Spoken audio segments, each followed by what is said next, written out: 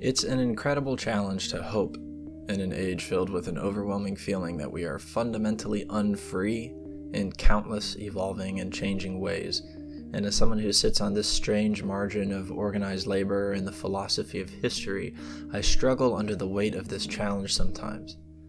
When each victory is marked by the emergence of new struggle against forces with inconceivable wealth and power, when all of this is placed against the heavily regulated and mediated horizons of opportunity in our contemporary moment, when all this has resigned revolutionary potential into the past, dead and buried, it's led me to consider how one hopes when we feel this way.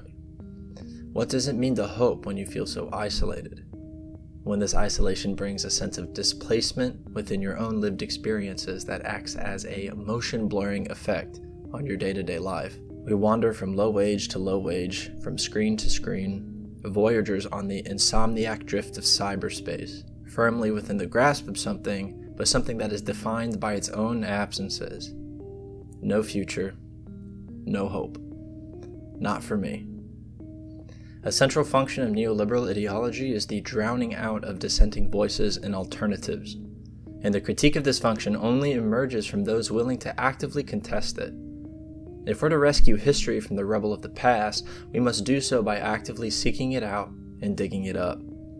To quote one of the central inspirations for our little show here, Marxist philosopher Ernst Bloch, the truth of history is, therefore, not an abstraction, but the ongoing process of the emergence of the concrete and the growing together of contingency into necessity.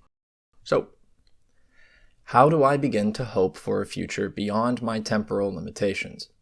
How do I begin to hope at all? 1. I organize with my class across a spectrum of marginality to defend, redeem, and make history. When I organize with my class, I am the living embodiment and generative expression of human agency. Meaning when I organize with my class, I am organizing across time and with those before me, pressing against the grain of the mode of production that keeps me so isolated from my peers and alone in my struggles for freedom and security. That same contemporary moment that seeks to reduce our sense of self so much that it stands on the head of a pin. History no longer becomes the stuff of the past when I stand with others against the tide of capitalist inevitability. As a worker, I have been given a lifetime sentence of productive relations, and my only way out is to organize to become free. 2. I live historically by contesting my own atomization. I do this by placing myself in common, and by so contest and reclaim the commons itself. Contesting the generative commons means communisms across dimension. Contesting the generative commons means mobile militancy. It means life and work as the interlocking of struggles into a menacing multi-tendrilled assemblage that crawls across history as a constant, lingering threat. 3. I become a repository for the stuff of history. Through the wreckage of the past and my own class experiences, as I continue my mandatory march through time, I can redeem each passing moment for its intrinsic fullness by living in affirmation of my agency, and through my relationship to the infinite that sits beyond our contemporary circumstances and my own imagination. I can find hope in the greater struggle for a better future by connecting to the past via my class position. In short, the cause of labor is the hope of the world, and it is in that hope I might find a place by which a new magnificent horizon comes into view.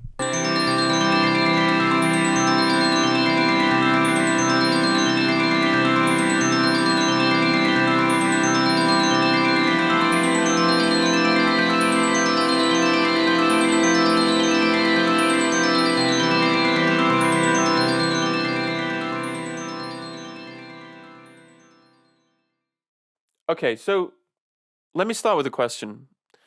I was talking to a friend about doing the show, and they said, "What are you doing the show on? What's the first topic?" And I told them that we were gonna put something together on the philosophy and politics of hope. And they went, "Hope in 2021, kind of a bold choice, don't you think?" And I was like, "Yeah, but that's kind of the point, right? Like, I don't know. What do you think? Do you think Do you think this is? Do you think this is? Do you think this is a bad idea? Do you think this is a bad thing to start off with? I think there is precedent for talking about hope, but that precedent has been buried.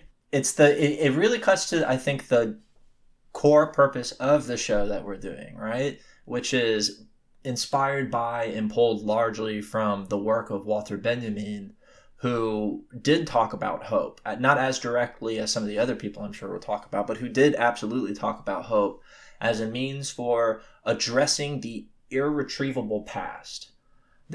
We have this image in our contemporary moment. The reason why we need to do an episode on hope, and that why it should be the first one we do, is because your friend said, "Ooh, is that not a bit much?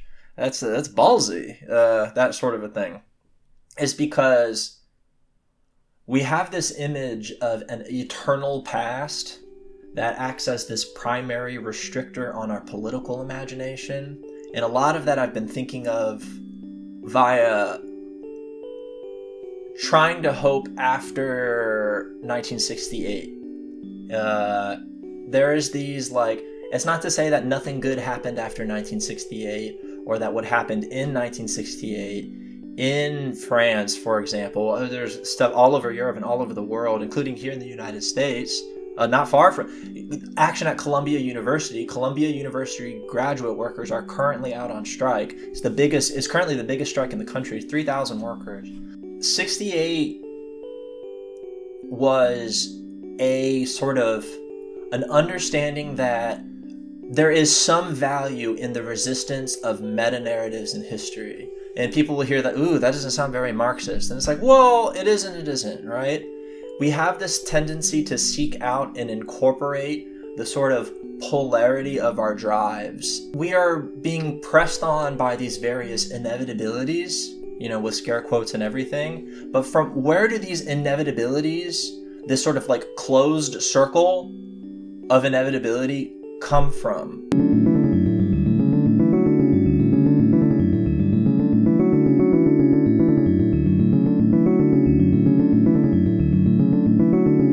Structures and their intensities, like capitalist economies, are expanding themselves unto their own good.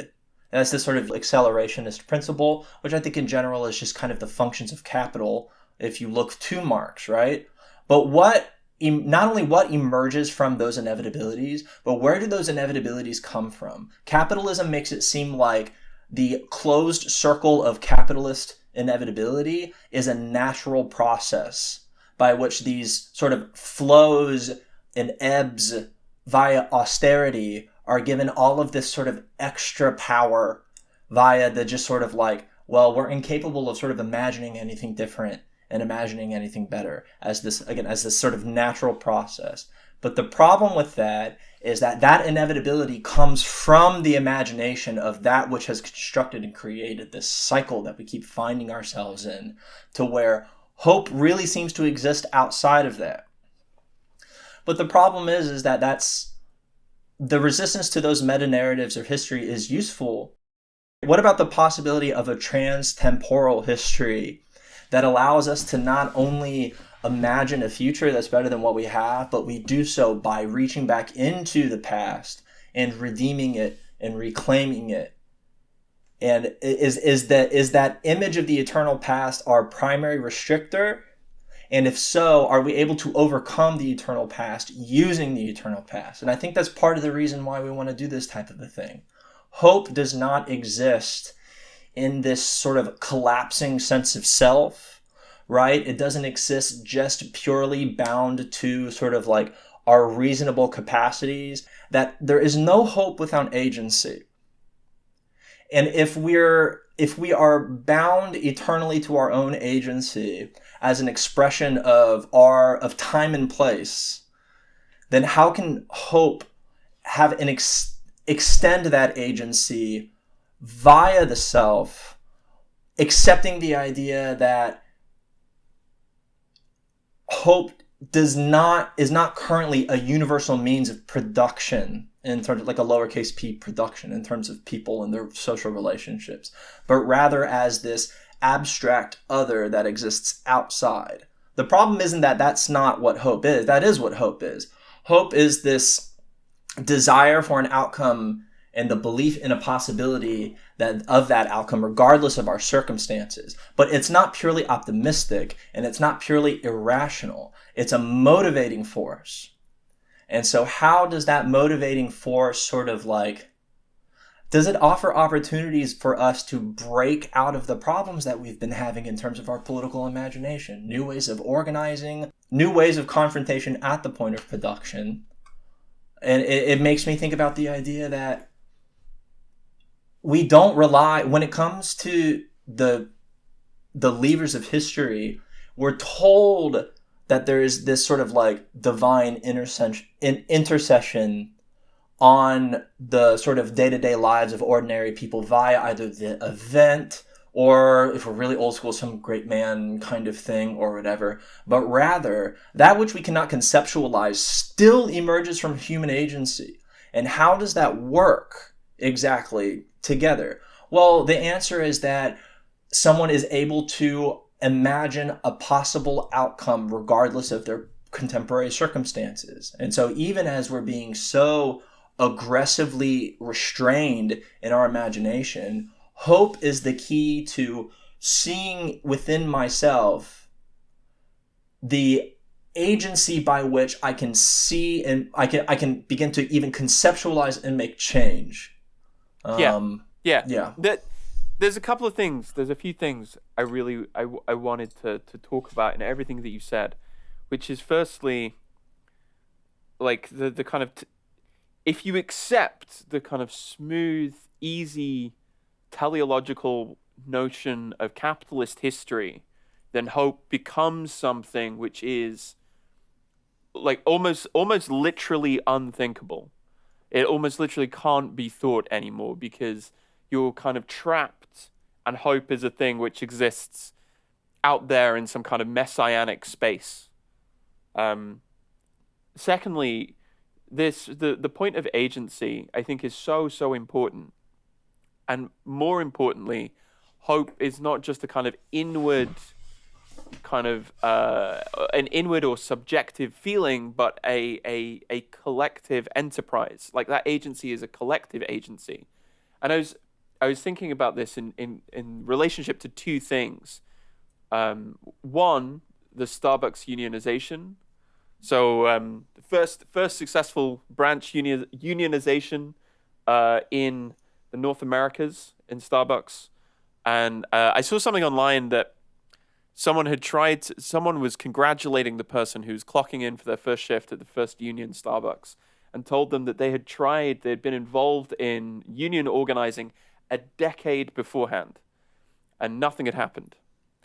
And it's like hope is built and sustained on a kind of collective basis, and often on a collectivity that is not even necessarily aware of all of its members. And what that brought me back to was reading Mark Fisher's work, particularly a piece called "Good for Nothing," which is it's a really beautiful piece about mental health under capitalism. And I think, for me, reading that, I read it for the first time right when I first found Mark's work, and I think reading it for the first time, the moment of hope is the moment that you realize that you aren't alone, that you aren't. This isn't a kind of subjective delusion, that the world really is the way that it is, and really understanding that as a shared condition is the condition of possibility for seeing how the world could also be different. You know, in a way, it's like coming across a kind of thought image. It's a moment where I was reading about Benjamin's idea of the thought image, and the conceptualization of it of not just something that you perceive, but a literal concretizing of the potential for something different. A dimension of reality kind of comes into being, if only for a moment. And you understand it and interpret that linguistically, not just as a kind of visual thing. It becomes a kind of language that you can share. And I think this is part of what we want to do with the show, right? Part of what we want to do with Profane Illuminations is to take the very material shared conditions of history, and see in what ways they could those fragments, those what Ernst Bloch would call traces, can be used to shatter or disrupt or challenge that smooth teleological closure of seamless capitalist progress. And what that brings us back to is it brings us back to history itself, and it brings us back to the subject. It brings us back to people. And this is what we mean when we talk about the cause of labor being the hope of the world, right? This is the idea that hope is not grounded in some fleeting emotional subjective state, and it is not just some metaphysical position that resides, quote unquote, out there in the world somewhere, but hope is made concrete in the exercise of collective capacity when that collectivity recognizes itself, if only in part, and the capacity that it has for meaningful action. Yeah, there's an interesting passage in Kierkegaard that it's a part of Kierkegaard that is attempting to address the various different types of Christian love. But what I found most interesting is sort of not only is the sort of like macro love movable via language, various expressions of different types of love and how we've learned to describe them using language, which I think is just a really it's the terrifying and the wonderful thing about language is that it's no possibility and all possibility presented at the same time. It's what makes us have a tendency to feel really powerless. But Kierkegaard describes love as the middle term, and I'm quoting here, without love, no hope for oneself, with love, hope for all others, and to the same degree one hopes for oneself, to the same degree one hopes for others, since to the same degree one is loving. And it has this, like, I've talked about it before, there's this kind of like, there's a sort of theory of recognition, it buried in this sense of, like, in the sort of contemporary usage of solidarity. I don't know if I want to say contemporary, because even the term solidarity it is movable in a way that, probably by my tone, I don't like, but it has this, like, it's putting, we're all shattered, broke. If this sounds too evangelical, I'm sorry. It's not. I don't mean it evangelically. Even if that's the language, we are very fractured and shattered people who are trying to put ourselves back together at any current moment. And I think we're living in a time where people are trying to figure out why they feel so fractured and why our lives feel really disordered, despite the fact that we're constantly busy with all of this weird, mundane nonsense. Fisher comes back here in a really effective and helpful way, I think. Because I think people feel really tired as a result. And I know at this point, this is pretty basic, but like their ability to hope and to believe in the possibility of new outcomes regardless of circumstances is really low. And so we have to sit here in between these tensions at the end of the end of the end of the end of history, between this inevitability of the stasis of capitalism, like I was talking about, this kind of static movement, an Ouroboros on a treadmill kind of a situation. We have to, on the one hand, deal with that particular tension, and on the other hand, the volatile and very rapidly shifting modes of production and the worldviews that we see being played out in politics and social organization and culture. And the thing is like one of the most meaningful things that people can do, and I think people would agree with this, to be honest, it is using their actions to inspire hope in others. Because I think this is when we don't isolate Kierkegaard and just sort of think about what Kierkegaard's stance on love and hope as this sort of like emergent force of an expression of a transcendent individual, the God in people, if you will. I think he can be very useful for us. If the mediating power is, think about it as a form of production, right? If the mediating form in that process of the production of hope is love, well then, according to Kierkegaard, if there's hope for others, there's hope for me too. because hope doesn't just come from me, and it doesn't just come from others. It is this expression of a sort of a dialectic of the self that finds us rehashing, sublating, and re-emerging in this sort of various contexts and in these various ways to figure out what it means to hope.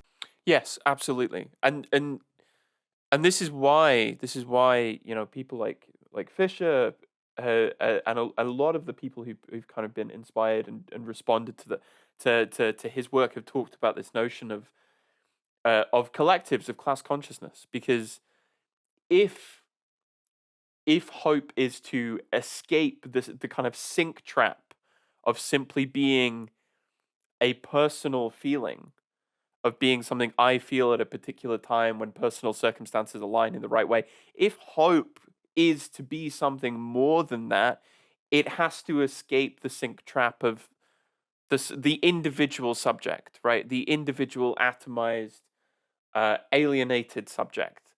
Uh, and that can only be done through a recognition of the fact that that subject is produced by the same mode of production that manages capitalist exploitation on the collective and structural, not just individual level.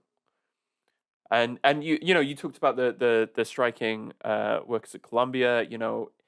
The Kellogg's strike still ongoing. I think strikes at John Deere, auto workers, mine workers, and it is in those moments. You talked about recognition, and I think recognition is one of the grounds of the condition of possibility of a genuine hope that is collective. Recognition, not just a kind of like on an abstract level, but on that recognition being manifest in action. Recognition is not just, oh, I know what you are. It's by doing this together, we become something else. Or to put it another way, and perhaps to put it in terms which are a little bit more challenging, and this is by doing this thing, by working by that act of concretized recognition, we don't just become something else. We even possibly become human for the first time. But I've felt that, right? I've felt that, and I've seen that on picket lines, in protests, in those kind of conversations about trying to where even in the very kind of germinal seed-like stages of trying to talk about unionization, or trying to talk about organization, or collectivity. I've seen those moments and felt those moments wherein you don't simply see the other person as the other, but you recognize in them something of your own struggle and situation. By like picket lines are places where people actually there's a kind of freedom and capacity on them, which I think, if the increasing union militancy continues, and it should, and we should be doing all that we can to make sure that it does, we'll see more of it.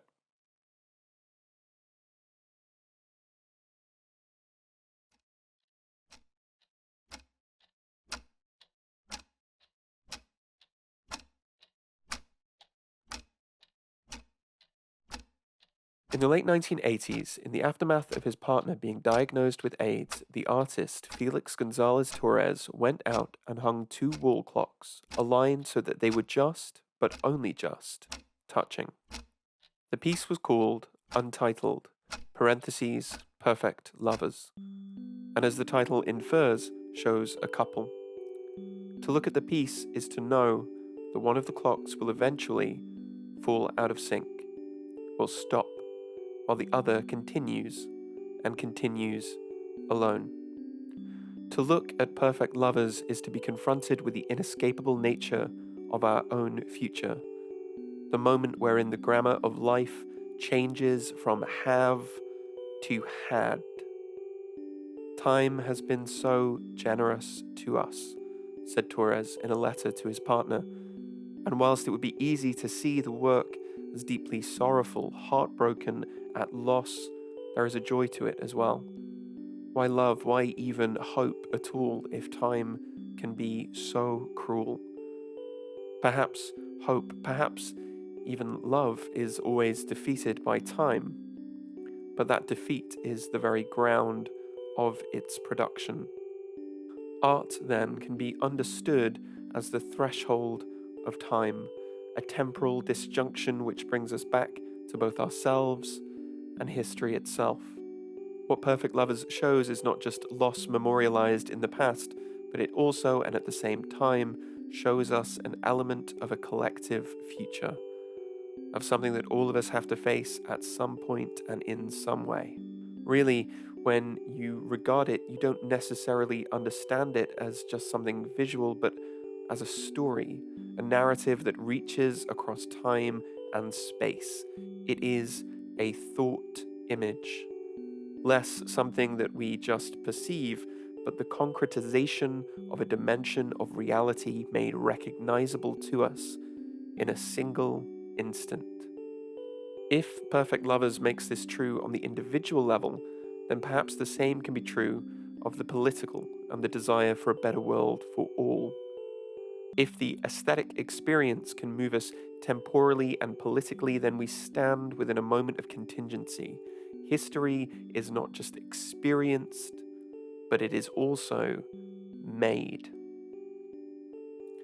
This is a point that the work of the artist Diego Rivera makes exceptionally clear. The colossal fresco, Man, Controller of the Universe, was intended in the painter's words to develop a language that could be understood by the workers and the peasants of all lands. A magnificent unity of correlated and connected images and symbols, it is art as a weapon of class struggle. To quote the Italian historian and writer Enzo Traverso, this man at the crossroads possesses the secret to control the universe and is facing a tremendous choice. In Walter Benjamin's words, he can use technology as a key to happiness or transform it into a fetish of doom. In other words, the antagonistic forces of revolution and counter-revolution, fascism and communism, are struggling to conquer the machinery, modern technology, that will give them the capacity to decide the future. The future is still to be determined, and in the words of China Miéville, we must learn to hope not passively, but with teeth. Yet, if we seek the thought image, then we might disrupt the smooth teleological closure that makes hope so hard, and find in the material fragments of the past new articulations of the resistance to closure. We are a product of time, and might, if only for a moment, understand that in such a way that we too might say that we have imprinted time with the sweet taste of victory, even if the victory is not our own. The thing that distinguishes hope from optimism, or hope from all of the things that it isn't, is that hope is fundamentally dialectical. And if you are interested in hope, there has to be a willingness to think through hope's contradictions and failures. There's a quote from Pier Paolo Pasolini that I love, and I won't use the Italian because my Italian isn't good enough. So I think if I've translated this correctly, Pasolini says that we never despair without a little hope. And to put it in Gramscian terms, it's both. Hope is both the optimism of the will and the pessimism of the intellect, constantly working through, in motion, all of the things that it runs into and brings into being simultaneously. And I think it's so damaging. It's so damaging to allow for hope in all of its glorious complexity to just be equated to a kind of naive optimism. I'm not an optimistic person, not really. I am a hopeful person, and I think or at least I try to be. And I think there is a kind of fundamental and super important distinction that has to be insisted upon that optimism is profoundly unhelpful, whereas hope is something that is deeply necessary. Um, what do you think? Well, I mean, if hope emerges from the same system of object subject relations that we emerge from, then these sort of tensions and oppositions are inevitable and unavoidable, because they characterize our sort of day to day lives.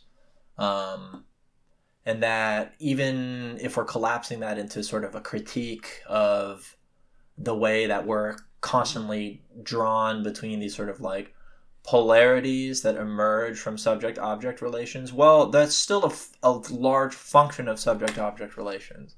And so as a result, there's this sort of like, what I like most about that and about hope in general as a concept is that via that tension, how it has the sense of something greater that we can't imagine yet, and also is in that is an implicit sort of like is an implicit understanding that that which I cannot imagine is not achieved necessarily by what I imagine to achieve. That is that negativity is motivation still. And so in this, if we're cultivating that sense, the sort of like, if we're cultivating a good work in our present life, this is an essential aspect of this potential triumph of good. This, if we exult in hope, then we're exulting in something that we can't see and we don't know, but that we believe to be graspable at some point. And that's why I talk about history. Well, I talk about history a lot because I talk about history a lot. But the real sort of meat of a conversation around hope is that, like, we'll bring it back to love again, right? Bring it back to Bible stuff again, right? When love bears, believes, hopes, and endures all things, right? Love in this case being the sort of categorization for this mediating process between the self and between others, right? It's an action, a mode by which I live, expressing a love that bears, believes, and hopes, and endures all things.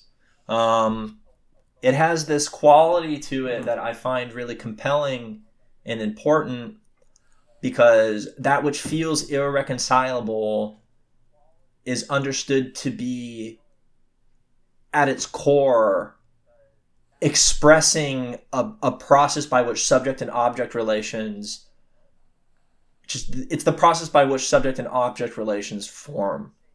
And so it's less foreign than it feels to us, I guess is what I'm trying to say.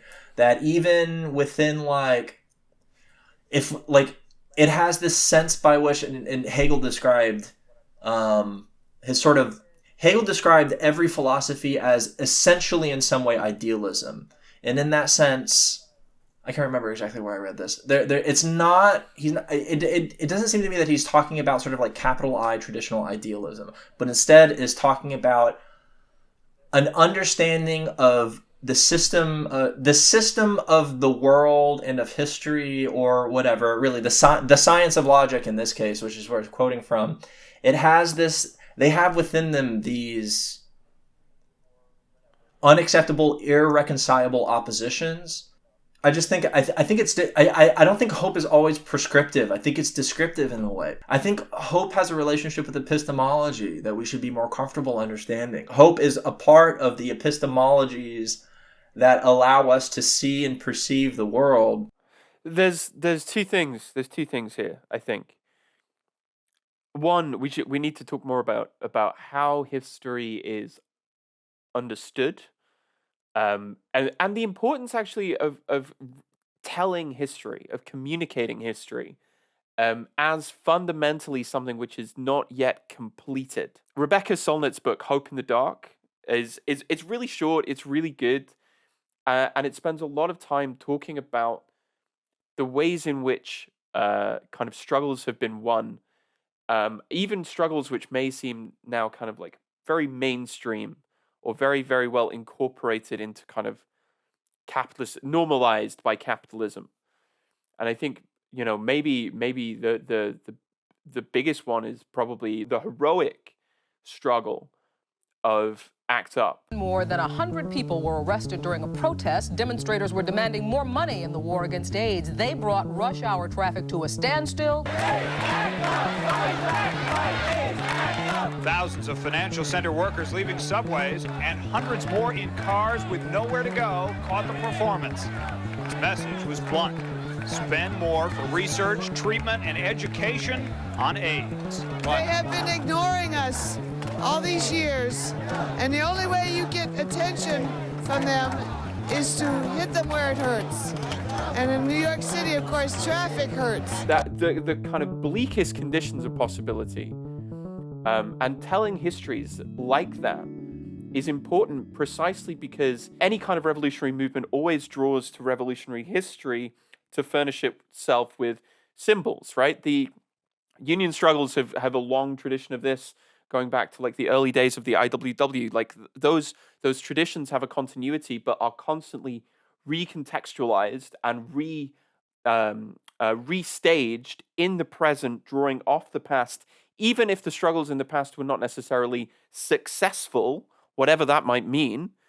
Those are still symbolically and epistemologically powerful tools to articulate a new present struggle. And secondly, the thing that you were saying about hope and epistemology is almost exactly what it's a very any kind of revolutionary movement always draws to revolutionary history to furnish itself with symbols, right? The union struggles have a long tradition of this, going back to like the early days of the IWW. Like those traditions have a continuity, but are constantly recontextualized and restaged in the present, drawing off the past, even if the struggles in the past were not necessarily successful, whatever that might mean.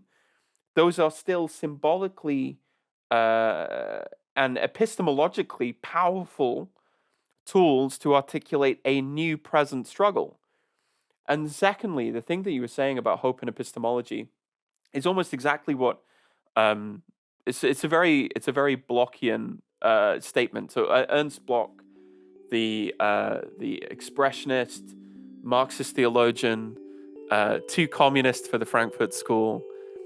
The Principle of Hope is in this enormous 3-volume book that is basically an encyclopedia of the ways in which the desire for the better world expresses itself, even in things as kind of mundane and, lightweight as daydreams, as the unconscious mind, as in sayings or colloquialisms. There is a drive towards something better.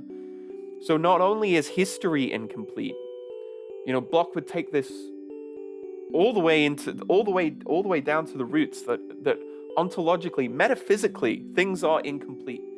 The conditions of change are never completely closed off, and there is often rupture. Think of Benjamin's incredible description of the angel of history, right? Rupture and chaos, and rupture and chaos building up over centuries, and it's from those moments that the very point at which hope seems to have failed completely, that rupture begins anew. There's this sense of being able to drive toward good, just as we've been talking about. There's a motivating force and a driving force toward some sort of objectified good, and that is, I don't know what you think, but for me, I think in our contemporary moment, this good object, or is a desirable object, some measure by which a lot of different people can collapse their various struggles into one confrontation, is hope as a universal, not a universalizing, as a sort of a material motivator that unites people across various sort of demarcations in subjectivity under capitalism. And this is why labor is really useful for that. the struggle at work is a struggle that places us immediately in conversation with our peers, and the primary opposition that capital has had to labor has been within those bounds. What have been the results of unionization is further atomization. Capital recognizes that hope for a better future breeds innovation and new ideas among working people who are supposed to not like each other. You're different races. You are a man. You are not man. You are supposed to not team up together, which is part of the problem. And so they have to atomize atomizing at work is the best way to do it, as well as renter economies and that sort of a thing, as well as keep people as isolated as possible, because it's through their unity, and that unity being a driving for a recognition that I can't make change on my own, so I have to drive toward another, and we have to collectively struggle in some way, which requires a lot. Like, as someone who's done union organizing, it requires a lot of work. It requires a lot of failure, and it requires a persistence that you don't find in most places unless you are down for the cause, as they say. Like, you're down. Like, I'm the movement, man. Like, I'm not here to do this because of its. I'm not here to do this because of these sort of like abstract, nice thing to do qualities, which, sure, fine, whatever. I'm here to do this because I've taken a measure of my contemporary circumstances, not just a measure of my own and that of my peers, but of you motherfuckers, for lack of a better term. I've been seeing what you've been doing, and the way to overcome it is by moving through and beyond it via the motivation.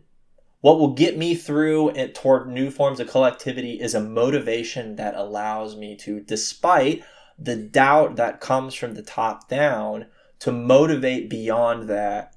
And despite my inability to imagine what I'm running toward, I have a sense of hope, and sure, maybe a sense of faith, that there is going to be something that can allow me to overcome, at the very least by an awakening of something within me, to overcome my current circumstances and to push me toward more the new flow of struggle within whatever context I find myself. But most importantly, that finds itself square back in the mode of production, where all of this started to begin with. And out of our own struggle comes not just the capability and the resonances that let us move beyond that struggle, but the imagination from what exists beyond. I think this there's in a the couple of first things place. I want to add, which is a lot of people I think are reluctant or hesitant to talk about hope in the context of any kind of politics, because hope seems very easy, right? It seems like if you accept it as a kind of like straightforward optimism, things will be okay. A communist should not be pessimistic. It seems too easy, and it seems like it does not face the reality and the totality of the problem in front of us. But I actually think that what you've said there, talking about the kind of the work of making hope concrete in a union organization, in any kind of actual struggle, hope is really hard. Hope is hard, and it is physically hard. It is mentally hard, but it is also necessary, because without that, none of the hardness. There is nothing catalytic in just doing these things and reckoning with failures. And I think failure is an important thing to bring up here, because so back in 2019, the Labour leader Jeremy Corbyn faced an election and lost heavily. In a kind of political project that was distinct from, but analogous to Bernie Sanders in the States. Both of them lost. Both of them lost in ways that could be catastrophic, right? But before the election in 2019, there's this really famous Labour campaign video which Corbyn tweeted out with just the word hope. And it laid out precisely what the political project was, what it aimed to do, but not just in concrete terms, but what it aimed to inspire. And I think failure is something that can never be dismissed, but is often catalytic, right? It is often something that provokes new hopes. Union organizing, the Starbucks workers that worked for 10 years, 12 years and got nowhere and failed catastrophically. But it is in that failure that is the condition of first unionized Starbucks branch. Strikers which have been forced back to work, where strikes have been broken or strikes have failed, but strikers who have then gone out on strike again, right? There is this dialectical process at work. Again, it comes back to thinking through those contradictions. And I think the challenge is, given Sanders, given Corbyn, given that sort of like social democratic kind of mass politics, which was, you can say it failed, you can say that it was crushed, perhaps both are true. I think the challenge is then, how do we think through new ways of hoping? How do we think through new modes of organization, new collectivities? And those collectivities emerge, right? Richard Gilman Opalski, who wrote The Communism of Love, has talked about this idea that revolts, revolutions, and uprisings are never really finished. They catalyze the next part of any kind of movement or radical struggle. I think hope is hard, right? Hope is in many ways the harder option. But I think if you accept the totality of the problem in front of you, if you have a very cold, very calculated, very, very, very almost brutal assessment of the current conditions of political possibility, Rosa Luxemburg's wager is still true, right? Society stands at the crossroads. Bourgeois society stands at the crossroads between socialism or barbarism, and it's like that's still true. And if you cling to any kind of socialist politics, then the wager still holds, right? On which side of that wager are things falling, and might they fall in the future? Hope is hard. Hope is not the easy, straightforward utopianism. Hope requires a willingness to try and sift through the various the wreckage, and in the wreckage find something that cannot be destroyed, but can be remade and repurposed. Yeah, it's the rag picking metaphor. The rag pick. I want everyone to know is that the rag picker, which is a wandering vagrant who looks through the sort of various trash piles of modernity around them, and drunkenly, still drunk the next day from the night before, just kind of takes something and grumbles and throws it into his wheelbarrow, in the hope of constructing something new and different.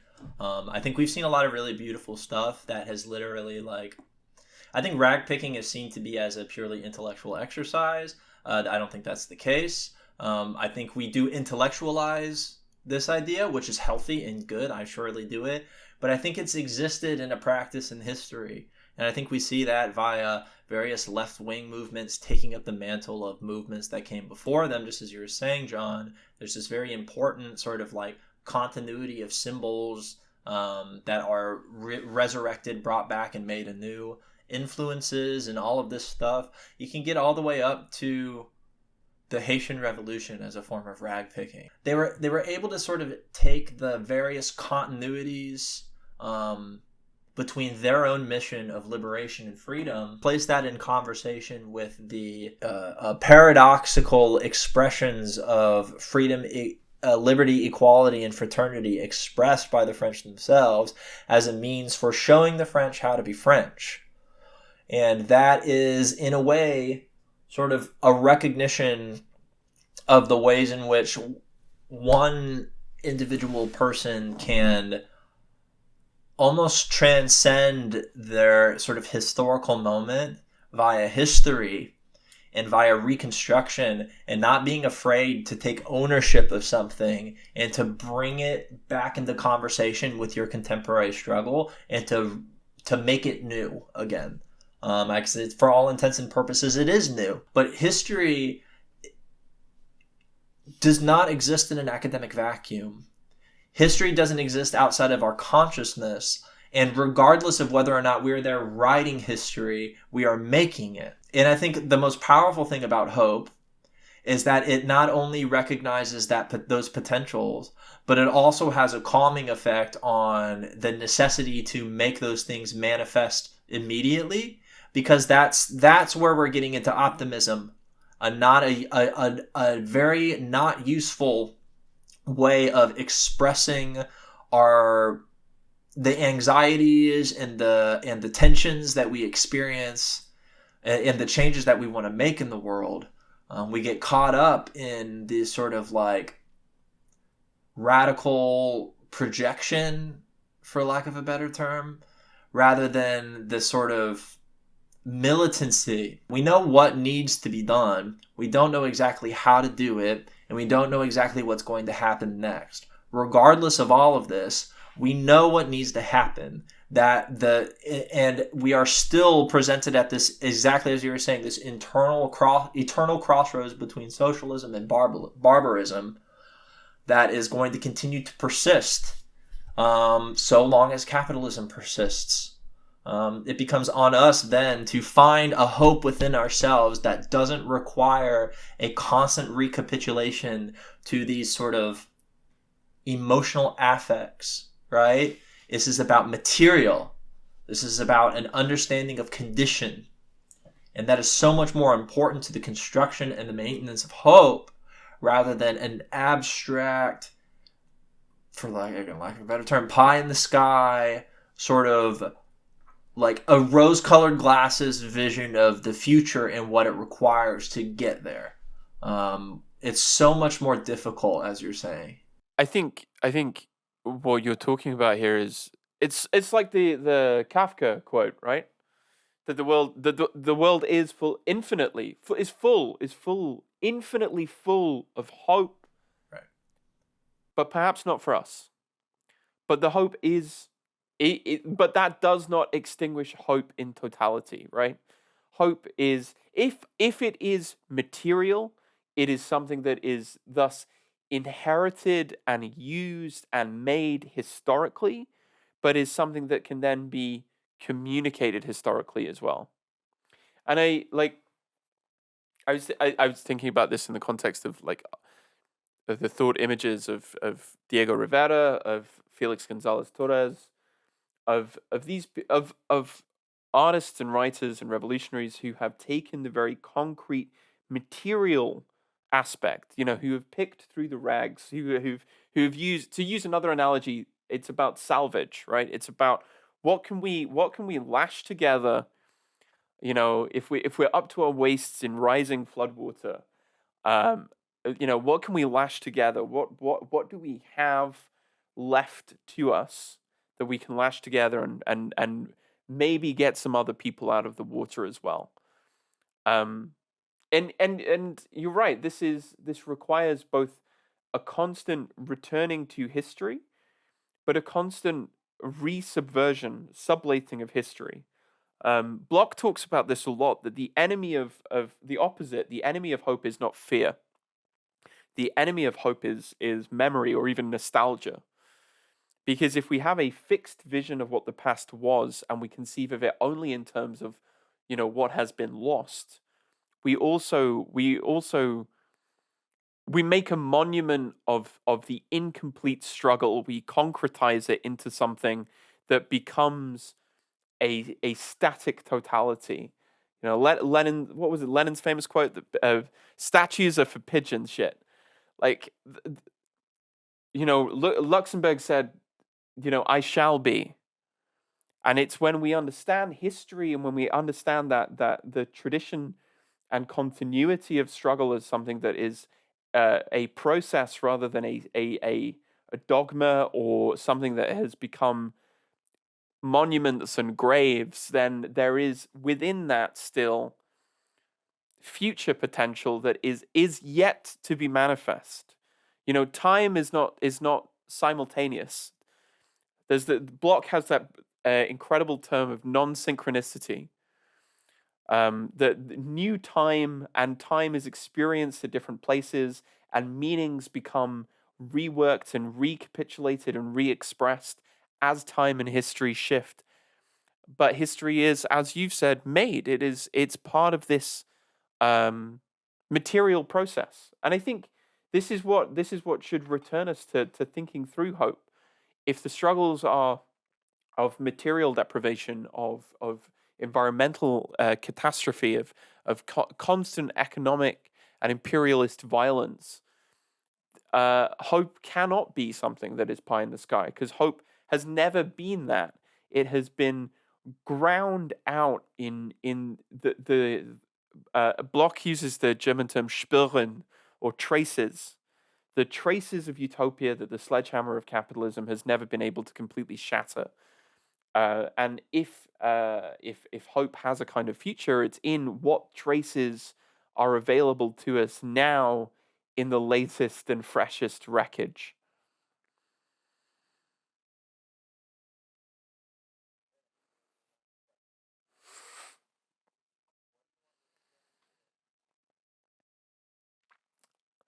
I think what we want to do is we chose the name for a reason, right? We chose the name for a reason, which is that both of us, I think, agree that the material stuff of culture and philosophy and history have within them untapped intellectual, philosophical, political potential. There is stuff around us and to hand and inherited to us that we want to try and explore. You know, as I said earlier, history is not complete. History is not finished or closed, but is still an open process. It is still to be determined, and I think starting with hope is a way of, I hope, nailing our colors to the mast. But this is not a kind of naive excavation. We don't depend upon, you know, Benjamin contrasts the profane illumination, the materialist illumination, to the theological one, right? This is not about simply looking for something out there to come in and save us, although Benjamin talked about messianism a lot, but we want to use what is here and now among us and with us as means of kind of exploding out the natural state of things. This is I think entirely in line with Mark Fisher's project, right? Capitalist realism establishes itself not just on the political or ideological level, but on the intellectual and imaginative level as something completely natural. And I think if we can destroy or challenge or push back against that naturalization and return to the constructedness, the concreteness, and the material stuff of radical struggle, I think we will have done a good job. What about you? Well, I agree. I think I want the show to function as just as we've been taught in the exact same way. I want it to function as a motivating force for people who probably feel pretty fractured. Sometimes I think probably a little. And in my essay for this episode, I described it as the capitalism's motion blurring effect on our lives, and even more so now than ever with various lockdowns and this sort of thing. We find ourselves sort of like just kind of moving from place to place and thing to thing, object to object, and job to job, and that kind of stuff. We feel constantly busy and sort of pushed into our own little quarters to sort of like run around on our little hamster wheel online, make sure that we're keeping up with all the right people and that we're doing all the things that we're supposed to do, all while being a good person. And like, I'm sure you're tired. I'm tired too, you know? And I just hope that there's a space in which the exploration and the excavation of the material world can serve some kind of a purpose greater than that excavation itself. And it's all premised on the idea that the sort of individual, sort of the effort that we're making between just the two of us as two just very small people can be a means of duplicating, can duplicate motivation and expand motivation toward, I don't know what exactly, but some kind of confrontation with the mode of production, or some sort of like means of expanding the way that you see the world. I think to feel just less alone, and maybe a little less confused and fractured, and to have some more stability in our sense of selves. Because I know I have a lack of stability in my sense of self that is exacerbated and made very, very difficult by the mode of production. And it's had bad effects on my mental health and my ability to perform the things that I need to do, and my ability and capacity to love and care for the people that I love and care about. And it's only after confronting this have I been able to sort of address the things I want to address within myself, in the same way that it's given me a more sophisticated vocabulary for diagnosing and describing the things that we struggle with every day in this particular economy. I just want, if that can happen for me, I believe that it can happen for other people, because I'm not special. Neither of us are. We're people who have, worked to try and see things differently, and have in turn tried to use that as motivating factors within our own lives.